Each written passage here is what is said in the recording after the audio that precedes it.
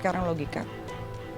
Jatuh dari lantai 6, kira-kira 20 meter. Cuman luka lebam di sini sedikit. Badannya bagus, cantik anak saya, cantik sekali. Sorry ya, itu yang saya lihat, itu faktanya. Saya masih berkabung diserang-serang terus. Cukup.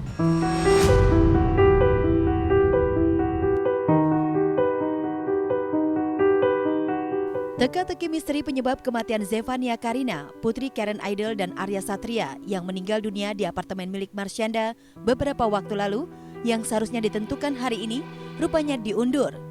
Padahal sudah 2 pekan jenazah Zefania dilakukan otopsi. Polisi mengungkap penyebab kematian Zefania. Benarkah Arya menjadi penyebab kematian putrinya sendiri? Ataukah Zeva meninggal murni kecelakaan? Ya, hingga saat ini pihak kepolisian belum merilis hasil otopsi kematian Zefania. Padahal hal inilah yang kini dinanti pihak Karen pasca kematian sang putri tercinta. Pasalnya, pasca sang putri tiada, hati Karen Puru terasa hampa. Hidup juga jadinya hampa juga gitu tanpa adanya anak saya.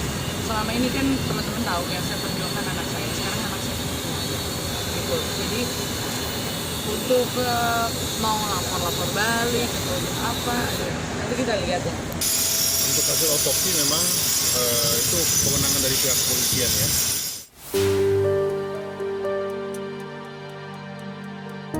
Otopsi jasad Zefania 2 pekan lalu memang sempat menuai kontroversi. Bagaimana tidak, pihak Karen Puru yang semula menolak otopsi mendadak berubah sikap 180 derajat. Atas nama keadilan, ia menuntut otopsi. Pak, saya mau otopsi dari awal. Saya katakan sama lawyer saya, Bro Andreas, I want an autopsy supaya jelas. Because I have nothing to hide. Nggak ada yang saya sembunyikan. Akhirnya dari KR mengatakan, saya nggak mau anak saya gini. Saya katakan, gimana kalau ketemu 2 ini? Nah, nanti jenazahnya nggak bisa keluar. Ya udah, saya ikutin. Karen bilang, oke, dia nggak mau autopsi. Dia maunya putri cantik tidur seperti itu, ya kan? Ya, dengan anak saya diotopsi, mudah-mudahan semua yang jadi tanda tanya dari kami pihak keluarga, apalagi saya sebagai seorang ibu, bisa terjawab gitu.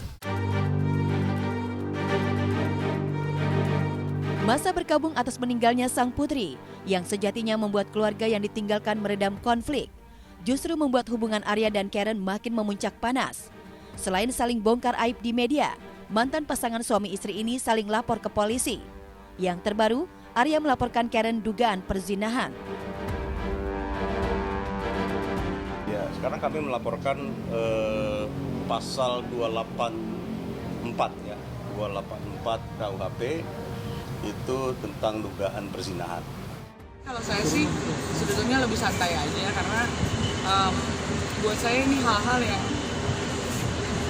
nggak semestinya, nggak pantas untuk pada saat seperti ini.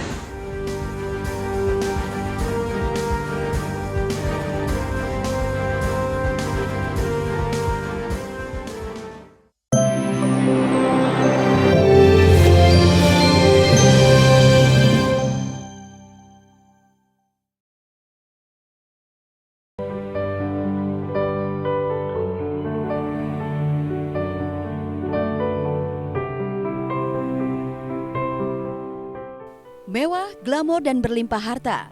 Begitulah kenyataan hidup musisi Anang Hermansyah. Namun siapa sangka, di balik torehan kemewahan hidupnya saat ini, Anang dan kedua buah hatinya, Aurel dan Azriel, pernah merasakan hidup di titik terendah. Tinggal di sebuah ruko yang kondisinya jauh dari kata layak dijadikan sebagai tempat tinggal. Gila, kita dulu pernah kayak gitu loh, tinggal di ruko bertiga, tidur bersama tikus-tikus. Habis itu kita tuh tidur pertama di ruang meeting. Di ruang meeting itu tidur benar-benar cuman kayak pakai kasur. Kasurnya tuh nggak ada ininya. Iya, cuman kasur yang nggak ada spray, nggak ada apa-apa. Iya, kasur. Kan biasanya kasur tuh ada kerangkanya gitu. Ini nggak ada. Kasurnya di lantai. Nggak ada spraynya juga. Iya, terus itu pakai selimut. Udah kayak gitu doang. Dulu tidurnya satu kasur kita bertiga.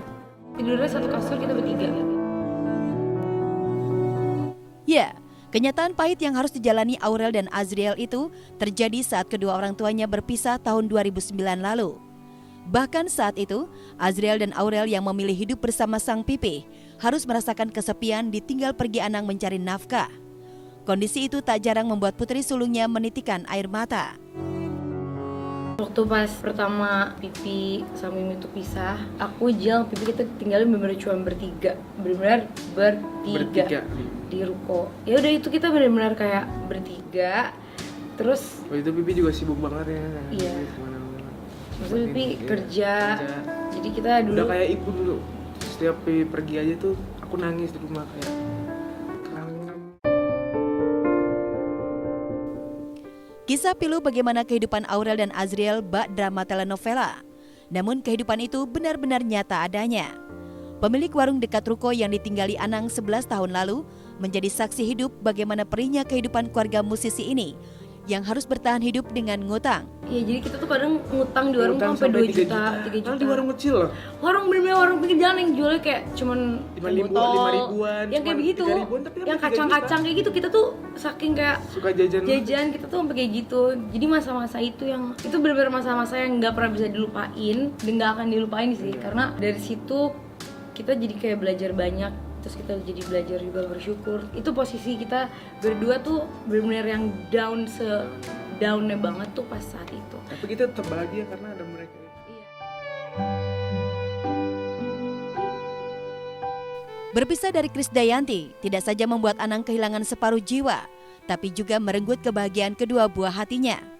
Sadar kondisi tersebut adalah bagian anak tangga menuju bahagia, perlahan tapi pasti kini Anang mampu membayar lunas kebahagiaan anaknya yang pernah hilang.